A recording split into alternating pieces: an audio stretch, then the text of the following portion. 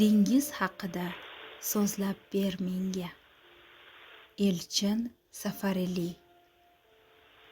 Hayotning bebaholigi, nurning tuganmas va abadiyligi, o'tayotgan har bir lahzaning qadrli ekani, inson tafakkurini hamisha idrok etishga chorlab keladi.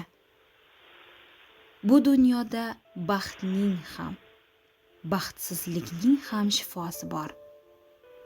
Kim umrini qanday va qay yo'sinda yashab o'tishi faqat o'ziga bog'liq. Ushbu asar bizni hayotga teranroq qarashga, yorug'likka intilish bilan orzularimizni ro'yobga chiqarish hamda vaqtni isrof qilmaslikka da'vat etadi. Buning uchun sevishga shoshilmog'imiz, nafas olishimizda esa muhabbat bo'lmog'i lozim.